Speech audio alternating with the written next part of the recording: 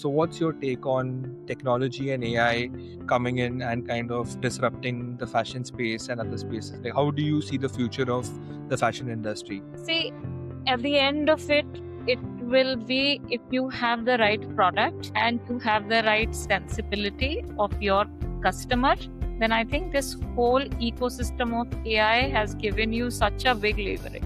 Yeah. I mean, because, it's not just around the content. Of course, around the content and the content, it's really progressing very fast. So in the beginning, when we started generative, because we have a lot of embroideries, we have a lot of detailing, and that is our key in our products. And that would just go wrong, like in the beginning, how it was. Now, more and more, if you look at the progress, if it comes through is progressing, more to coming through and all of that. So how you can showcase your product. However, I still feel that, we can't just let go the human cataloging completely if you have products like mine, because, the closeness with which you want to see and, details on the fabric, the details on the product, which is super important. If you just have a basic t-shirt with a graphic print, it's fine. You can do that. But AI hasn't come to a point where it gives you the fall correctly, completely. A garment is all about how it sits on me. So people have sort of approached that on your site, you can just do a, try me sort of a button, and then people can sort of see themselves in that product. And I tried that quite a bit, but I did not use it because I saw that if for a specific body, it will not show the fall correctly. It will probably make it nicer and that I did not want. I did not, it's okay to think that how am I going to look and take it and return, then think that I'm going to look A and then say that shit, this is not what I was looking there. Because it doesn't capture the fall, it doesn't capture your body completely. This is a very, especially women's wear, the curvatures are very different in real life versus the order. So while it has broadly really helped, but I think there are some things which do need a human intervention. And then I think you're still quite far from where it will sort of portray correctly. Yeah.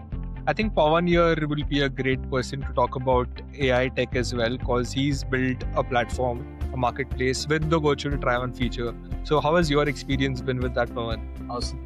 Well, I think firstly, we need to understand that when you talk about the Indian market versus the market outside India, it's very different, right? Because our Indian market has very different body shapes, colors. So the colors that suit us, the temperature and all this actually comes into picture. So when you talk about mixing fashion with tech, it becomes very tricky because it's very segmented to India versus the rest of the world. So while building Aeza, the first challenge that we wanted to overcome was how do we exactly get over this biggest challenge? Because once we're able to double down to the Indian market, we have a lot of users already. So I think like Neetu said, virtual try-ons, etc. and other platforms right now are very broad in the sense that they try to show it how it looks on the user, sure, but they don't make it clear as to how exactly the product is. Let it be the quality, the fit of the product. So how would a small versus medium fit on me for more clarity, etc. Right? So one thing I would say Aeza is focusing on is our virtual try-on actually takes that into consideration because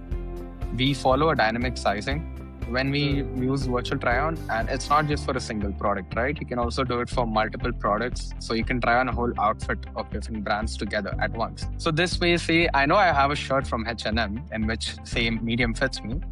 Aeza tells you that in a certain brand that is there on Aeza, what is the best size that fits you. And then it shows that exact size to the most accuracy on your virtual try-on, along with, say, a Zara pant or something else. So the goal is, how do we not make it just as a feature that is good to have, but actually a value-adding feature? Because, Neetu, and I'm sure you would agree with this, that the major reason online brands have a lot of returns is because of the lack in clarity you have and the confidence of buying the product that you have in store. So maybe the size is not fitting. Maybe this is not exactly what I thought it would be on me. And in-store experience gives you that because you get to go try it on and you have a salesperson who helps you understand that. So that is the goal we're trying to solve, right? How do we bring that clarity and confidence in an online e-commerce marketplace so we can obviously from the brand perspective reduce the returns and from the user perspective have more clarity in what they're buying. Because another point that you also said is that people actually relate to what they wear. Today, there could be 1,000 brands on the platform, but I only have my way of styling and I relate to it. So that is another thing I would say is very important when you're talking about fashion and tech.